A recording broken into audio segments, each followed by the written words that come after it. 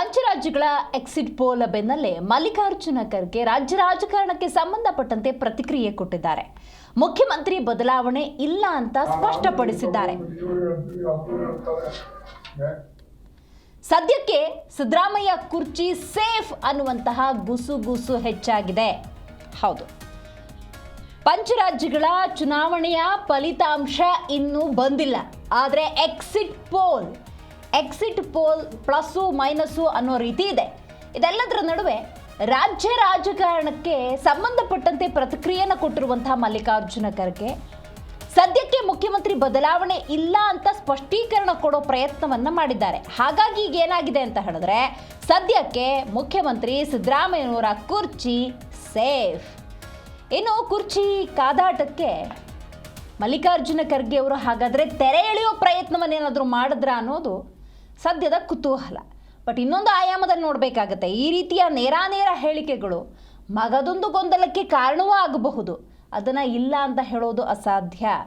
ಸದ್ಯಕ್ಕೆ ನಾವು ನೋಡ್ತಾ ಹೋಗೋದಾದರೆ, ಕಳೆದ 3 ವರ್ಷಗಳ ಅವಧಿಯಲ್ಲಿ ಅಧಿಕಾರದ ಚುಕ್ಕಾಣಿಯನ್ನು ಕರ್ನಾಟಕದಲ್ಲಿ ಕಾಂಗ್ರೆಸ್ ಹಿಡಿದ ಆ ದಿನದಿಂದ ಇವತ್ತಿನವರೆಗೂ ಕೂಡ, ಮೇ 20ರಿಂದ ಇವತ್ತಿನವರೆಗೂ ಕೂಡ ಕುರ್ಚಿ ಕದನಕ್ಕೆ ಸಂಬಂಧಪಟ್ಟಂತೆ ಚರ್ಚೆಗಳು ಗರಿಗೆದರುತ್ತಾನೆ ಇದೆ.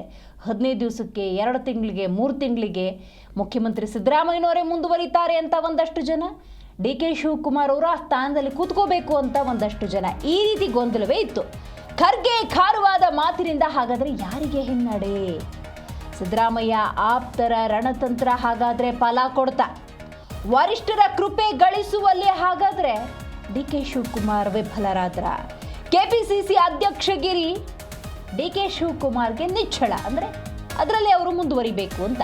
ಇನ್ನು ಸಿಎಂ ಕುರ್ಚಿ ಸಿದ್ದರಾಮಯ್ಯವ್ರಿಗೆ ನಿಚ್ಚಳ ಅನ್ನುವಂತಹ ಗುಲ್ಲು. ಯಾಕಂತ ಹೇಳಿದ್ರೆ, ಸದ್ಯ ಕರ್ನಾಟಕದ ಮುಖ್ಯಮಂತ್ರಿ ಸಿದ್ದರಾಮಯ್ಯನವರೇ, ಕೆಪಿಸಿಸಿ ಅಧ್ಯಕ್ಷರಾಗಿ ಡಿ ಕೆ ಶಿವಕುಮಾರ್ ಅವರಿದ್ದಾರೆ. ಯಥಾಸ್ಥಿತಿಯನ್ನು ಕಾಯ್ದುಕೊಳ್ಳಿ ಅನ್ನುವಂಥ ಸಂದೇಶವನ್ನೇನಾದರೂ ರವಾನೆ ಮಾಡ್ತಿದ್ದಾರಾ AICC ಅಧ್ಯಕ್ಷರು ಅಂತ? AICC ಅಧ್ಯಕ್ಷರ ಈ ಹೇಳಿಕೆಯನ್ನು ಇಷ್ಟಕ್ಕೆ ಸೀಮಿತ ಮಾಡೋದು ಬಹಳ ಕಷ್ಟ ಆಗುತ್ತೆ. ಯಾಕಂದರೆ ಅವ್ರು ಇನ್ನೊಂದು ಹೇಳಿದ್ದಾರೆ, ನಮ್ಮ ಹಣೆ ಬರಹ ಅನ್ನೋದಕ್ಕಿಂತ ಐಡಿಯಾಲಜಿ, ಇದೆಲ್ಲವನ್ನ ಸೋನಿಯಾ ಗಾಂಧಿ ಅವರು ನಿರ್ಧಾರ ಮಾಡೋದು ಅಂತ ಹೇಳಿದ್ದಾರೆ. ಸೊ ಹಾಗಾಗಿ ರಾಜ್ಯ ರಾಜಕಾರಣ ಮಲ್ಲಿಕಾರ್ಜುನ ಖರ್ಗೆ ಅವರ ಈ ಸ್ಟೇಟ್ಮೆಂಟ್ನಿಂದ ಯಾವ ದಿಕ್ಕನ್ನು, ಯಾವ ಉತ್ತರವನ್ನು ಪಡ್ಕೊಂಡಿದೆ ಅನ್ನೋದು ಈ ಕ್ಷಣಕ್ಕೂ ಕೂಡ ಗೊಂದಲವೇ.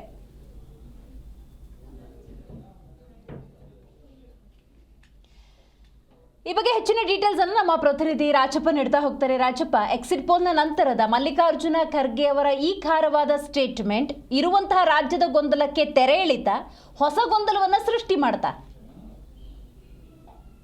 ಎರಡೂ ಅಲ್ಲ ದೇವೇಶ್ರೀ, ಈ ಒಂದು ವಿಚಾರ ಏನಿದೆ, ಸದ್ಯದಲ್ಲಿ ಇರುವಂತಹ ಯಥಾಸ್ಥಿತಿಯನ್ನ ಕಾಯ್ದುಕೊಂಡು ಹೋಗೋಣ, ಇದರಲ್ಲಿ ಗೊಂದಲ ಬೇಡ ಅಂತ ಅನ್ನೋದನ್ನ ಮನಸ್ಥಿತಿಯನ್ನ ಮಲ್ಲಿಕಾರ್ಜುನ ಖರ್ಗೆ ಅವರು ವ್ಯಕ್ತಪಡಿಸೋ ರೀತಿ ಇದೆ. ಯಾಕಂದ್ರೆ ಇಡೀ AICC ಅಧ್ಯಕ್ಷರಾಗಿದ್ದುಕೊಂಡು ಅವರು ಯಾವುದೇ ನಿರ್ಣಯವನ್ನ, ಯಾವುದೇ ಹೇಳಿಕೆಯನ್ನು ಕೊಟ್ಟರು ಸಹ ಅದು ವ್ಯತಿರಿಕ್ತ ಪರಿಣಾಮಗಳನ್ನ ಬೀರುತ್ತೆ ಮತ್ತು ಪಕ್ಷ ಮತ್ತು ಸರ್ಕಾರದ ಮೇಲೆ.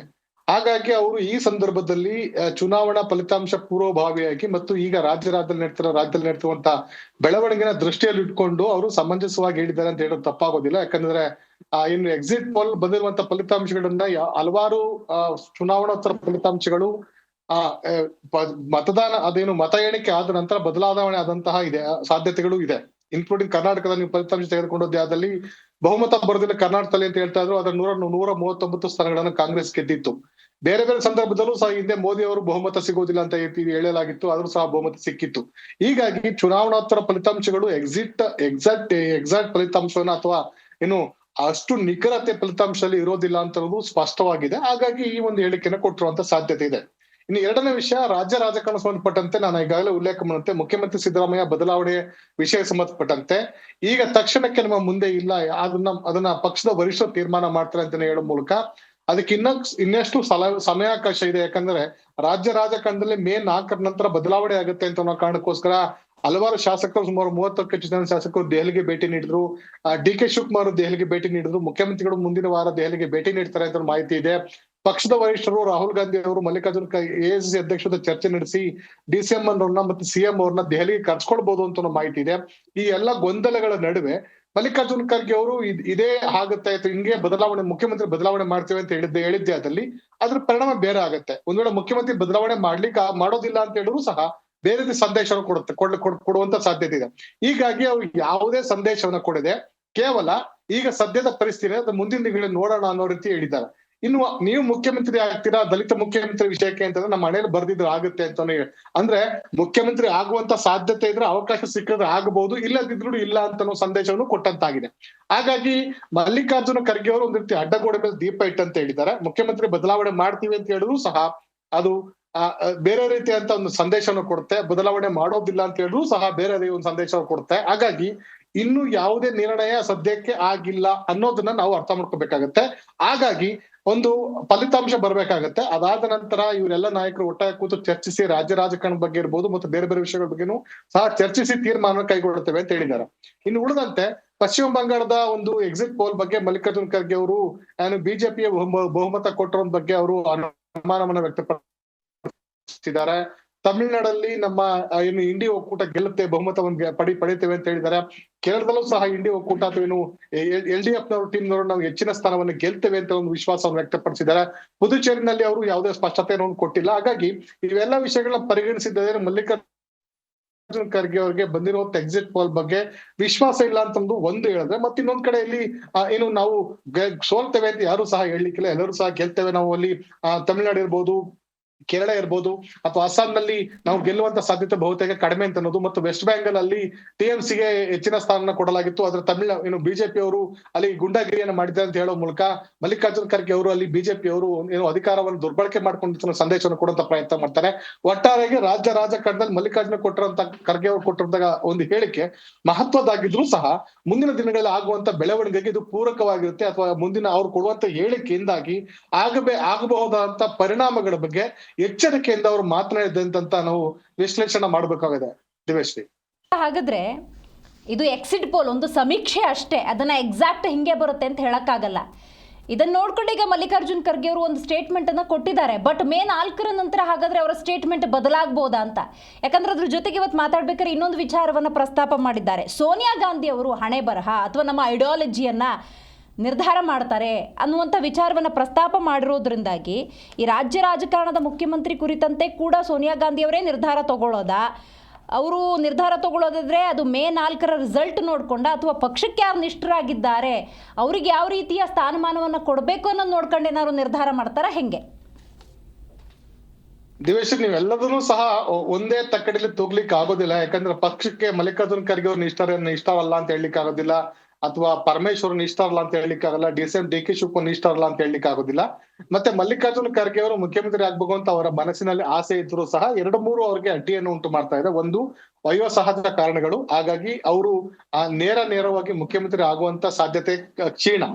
ಎರಡನೇ ವಿಷಯ ಅಂತಂದ್ರೆ ಇದು ಚುನಾವಣಾ ವರ್ಷ, ಕೇಳಿ ಕೇವಲ 2 ವರ್ಷ ಬಾಕಿ ಇದೆ. ಇಂಥ ಸಂದರ್ಭದಲ್ಲಿ ಯಾರೂ ಸಹ ಮಲ್ಲಿಕಾರ್ಜುನ ಖರ್ಗೆ ಅವರನ್ನ ಮುಖ್ಯಮಂತ್ರಿ ಅಭ್ಯರ್ಥಿ ಮಾಡಿ ಮುಂದಿನ ದಿನಗಳಲ್ಲಿ ಪಕ್ಷವನ್ನ ಹೀನಾಗಿ ಸೋಲಿಸ್ಕೊಳ್ಳಿಕ್ಕೆ ಅಥವಾ ಮುಂದಿನ ದಿನಗಳಲ್ಲಿ ಪಕ್ಷಕ್ಕೆ ಆಗುವಂತ ಸಮಸ್ಯೆಗಳನ್ನ ಅವ್ರು ಫೇಸ್ ಮಾಡ್ಲಿಕ್ಕೆ ಸಿದ್ಧರಲ್ಲ. ಯಾಕಂದ್ರೆ AICC ಅಧ್ಯಕ್ಷರಾಗಿ ಕಳೆದ 3 ವರ್ಷಗಳಲ್ಲಿ ಅವರ ಅವಧಿನಲ್ಲಿ ಯಾವುದೇ ಅಂತ ಮಹತ್ವದ ಚುನಾವಣೆಗಳಲ್ಲಿ ಮಲ್ಲಿಕಾರ್ಜುನ ಖರ್ಗೆ ಅವ್ರ ನೇತೃತ್ವದಲ್ಲಿ ಇರ್ಬೋದು, ರಾಹುಲ್ ಗಾಂಧಿ ನೇತೃತ್ವದಲ್ಲಿ ಗೆಲ್ಲಲಿಕ್ಕೆ ಸಾಧ್ಯವಾಗಿಲ್ಲ. ಹಾಗಾಗಿ ರಾಜ್ಯದಲ್ಲಿ ಸಹ ಪ್ರಯೋಗ ಮಾಡುವಂತ ಸಾಧ್ಯತೆ ಬಹುತೇಕ ಕಡಿಮೆ. ಇನ್ನು ಮೂರನೇದಾಗಿ ಸೋನಿಯಾ ಗಾಂಧಿ ಅವರು ಸಹಮತಿ ವ್ಯಕ್ತಪಡಿಸಿದ್ರೆ, ರಾಹುಲ್ ಗಾಂಧಿ ಅವರು ಸಹಮತಿ ವ್ಯಕ್ತಪಡಿಸಿದ್ರೆ ನನ್ನ ಹಣಿನಲ್ಲಿ ಅದು ಬರ್ದಿದ್ರೆ ಅದು ಅವಕಾಶ ಸಿಗಬಹುದು ಅನ್ನೋ ವಿಶ್ವಾಸ ಮಲ್ಲಿಕಾರ್ಜುನ ಖರ್ಗೆ ಅವರಲ್ಲಿ ಇದೆ. ಮತ್ತು ರಾಜ್ಯ ನಾಯಕರು ಅದಕ್ಕೆ ಒಪ್ಪಲ್ವಾ ಅಂತ ಬಗ್ಗೆನೂ ಸಹ ಅನುಮಾನಗಳಿವೆ. ಕೇಂದ್ರ ನಾಯಕರು ಒಪ್ಪೋದಿಲ್ಲ ಅಂತ ಅನ್ನೋದು ಬಹುತೇಕ ಮಲ್ಲಿಕಾರ್ಜುನ ಖರ್ಗೆ ಅವರಿಗೆ ಸ್ಪಷ್ಟವಾಗಿದೆ. ಇನ್ನು ರಾಜ್ಯ ನಾಯಕರು ಒಪ್ಪೋದಿಲ್ಲ ಅಂತ ಅನ್ನೋದು ಸಹ ಸ್ಪಷ್ಟವಾಗಿ ಗೊತ್ತಿದೆ. ಆ ಕಾರಣಕ್ಕೋಸ್ಕರ ಅವರು ತತ್ವ ಸಿದ್ಧಾಂತ ಏನು ಪಕ್ಷದ ವರಿಷ್ಠರು ಏನು ತೀರ್ಮಾನ ಕೈಗೊಳ್ತಾರೆ, ನನ್ನ ಹಣೆ ಬರದಲ್ಲಿ ಏನಾಗಿದೆ ಅಂತ ಗೊತ್ತಿಲ್ಲ ಅಂತ ಹೇಳುವ ಮೂಲಕ ಅವರು ಅದನ್ನ ನಿರ್ಧಾರ ಮಾಡೋರು ನಾನಲ್ಲ, ನಿರ್ಧಾರ ಮಾಡುವಂತವ್ರು ಕಾಲ ಇರ್ಬೋದು ಮತ್ತೆ ಬೇರೆ ಬೇರೆ ನಿರ್ಧಾರ ಮಾಡುವಂತ ಪರಿಸ್ಥಿತಿ ಇದೆ. ಆದ್ರೆ ಈಗ ನಿರ್ಧಾರ ಮಾಡ್ಲಿಕ್ಕೆ ಸಮಯ ಅಲ್ಲ ಅನ್ನೋದನ್ನ ಪರೋಕ್ಷವಾಗಿ ಅವರು ಈ ಒಂದು ನನ್ನ ಹಣೆ ಬರಹ ಅಥವಾ ಕಾಲ ತತ್ವ ಸಿದ್ಧಾಂತ ಹೇಳುವ ಮೂಲಕ ಅದನ್ನ ದಾರಿ ತಪ್ಪಿಸುವಂತ ಅಥವಾ ಅದು ಸಾಧ್ಯವಾಗೋದಿಲ್ಲ ಅಂತ ಅನ್ನೋ ಸಂದೇಶನ ಪರೋಕ್ಷವಾಗಿ ವ್ಯಕ್ತಪಡಿಸ್ತಾ ಇದ್ದಾರೆ. ಹಾಗಾಗಿ ಮಲ್ಲಿಕಾರ್ಜುನ್ ಖರ್ಗೆ ಅವರು ನೇರವಾಗಿ ಹೌದು ದಲಿತ CM ಮಾಡಿ ನನ್ನನ್ನೇ CM ಮಾಡಿ ಅಂತ ಹೇಳುವಂತ ಅವಕಾಶನೂ ಇಲ್ಲ, ಅಥವಾ ಯಾಕೆ ಮಾಡಬಾರ್ದು ಅಂತ ಕೇಳುವಂತ ಸ್ಥಾನದಲ್ಲಿ ಇದ್ರೂ ಸಹ ಕೇಳಲಿಕ್ಕೆ ಅವಕಾಶ ಇಲ್ಲ. ನನ್ನನ್ನ ಮಾಡಿ ಅಂತ ಹೇಳಲಿಕ್ಕೆ ಬರೋದಿಲ್ಲ, ಅದ್ರ ಬದಲಾಗಿ ಬೇರೆ ಯಾರನ್ನು ಅವಕಾಶ ಮಾಡಿ ಅಂತ ಹೇಳುವಂತ ಅವಕಾಶ ಅವರಲ್ಲಿ ಇದ್ದೇ ಇರುತ್ತೆ. ಈ ಹಿಂದೆನೂ ಸಹ ಹಲವಾರು ಬಾರಿ ಹೇಳಿದ್ದಾರೆ, ನಾನು AICC ಅಧ್ಯಕ್ಷನಾಗಿ ಹಲವಾರು ರಾಜ್ಯಗಳ ಮುಖ್ಯಮಂತ್ರಿಗಳನ್ನ ಆಯ್ಕೆ ಮಾಡುವಂತ ಅಧಿಕಾರದಲ್ಲಿ ಇದ್ದೇನೆ ಅಂತ ಸಂದರ್ಭದಲ್ಲಿ ನಾನೇ ಮುಖ್ಯಮಂತ್ರಿ ಆಗ್ತೀನಿ ಅಂತ ಹೇಳಿದ್ರೆ ಅದೆಷ್ಟು ಸಮಂಜಸ ಅಂತ ಹಲವಾರು ನಾಯಕರ ಮುಂದೆ ಹೇಳ್ಕೊಂಡಿದ್ದಾರೆ. ಹಾಗಾಗಿ ಈ ಸಂದರ್ಭದಲ್ಲೂ ಸಹ ಅದು ಅವ್ರಿಗೆ ಅನ್ವಯ ಆಗುತ್ತೆ. ಆದ್ರೆ ಅದರಲ್ಲಿ ಒಂದು ಚಾನ್ಸ್ ಅನ್ನ ಪಡೆಯುವಂತ ಪ್ರಯತ್ನವನ್ನ ಸೋನಿಯಾ ಗಾಂಧಿ ಅವರು ರಾಹುಲ್ ಗಾಂಧಿ ಅವರು ಕೊಟ್ಟರೆ ನೋಡೋಣ ಅಂತ ಹೇಳ್ತಿದ್ರು. ಆದ್ರೆ ವಯೋಸಹಜ ಕಾರಣ ಮತ್ತು ಮುಂಬರುವಂತ ಚುನಾವಣೆ ಮತ್ತು ಕೇಂದ್ರ ರಾಜ್ಯದಲ್ಲಿ ಇರುವಂತ ಒಂದು ಸ್ಥಿತಿಗತಿ ನಡೆಯುವಲ್ಲಿ ಮಲ್ಲಿಕಾರ್ಜುನ ಖರ್ಗೆ ಅವರು ಇಂತಹ ಸಂದರ್ಭದಲ್ಲಿ ಇದಕ್ಕೆ ಕ್ಲೈಮ್ ಮಾಡುವಷ್ಟು ಮೂರ್ಖರು ಅಂತ ನಮ್ಗೆ ಅನ್ಸೋದಿಲ್ಲ. ಹಾಗಾಗಿ ಪರ್ಯಾಯವಾಗಿ ಬೇರೆ ನಾಯಕರಿಗೆ ಅವಕಾಶವನ್ನು ಕೊಡಿ ಅಂತ ಹೇಳ್ಬೋದು, ಅಥವಾ ಸಿದ್ದರಾಮಯ್ಯನವ್ರನ್ನೇ ಮುಂದುವರಿರಿ ಅಂತ ಒಂದು ಸಂದೇಶವನ್ನು ಕೊಡುವಂತ ಪರೋಕ್ಷವಾಗಿ ಸಂದೇಶ ಕೊಡುವಂತ ಪ್ರಯತ್ನನೂ ಮಾಡಿರ್ಬೋದು. ಒಟ್ಟಾರೆಯಾಗಿ ಮಲ್ಲಿಕಾರ್ಜುನ ಖರ್ಗೆ ಅವರು ಯಾವುದೇ ಮಾತನ್ನ ಹೇಳಿದ್ರೆ ಅಥವಾ ಅದನ್ನ ಆಡಿದ್ರು ಸಹ ಅದರ ಪರಿಣಾಮಗಳು ಮತ್ತು ಅದರ ಸಾಧಕ ಬಾಧಕಗಳು ದೊಡ್ಡ ಮಟ್ಟದಲ್ಲಿ ಪಕ್ಷ ಮತ್ತು ಸರ್ಕಾರದ ಮೇಲೆ ಇಂಪ್ಯಾಕ್ಟ್ ಆಗುವಂತದ್ದು ಬಹುತೇಕ ಸ್ಪಷ್ಟ. ಹಾಗಾಗಿ ಅವರು ಅಳೆದು ತೂಗಿ ಅದರ ಒಂದು ರೀತಿ ಒಂದು ಲೆಕ್ಕಾಚಾರ ಇಟ್ಕೊಂಡು ಮಾತನಾಡಿದ್ರೆ ಅಂತ ಹೇಳೋದು ತಪ್ಪಾಗೋದಿಲ್ಲ. ದಿವೇಶ್, ನಿಮ್ಮೆಲ್ಲ ಮಾಹಿತಿಗಾಗಿ ರಾಜಪ್ಪ.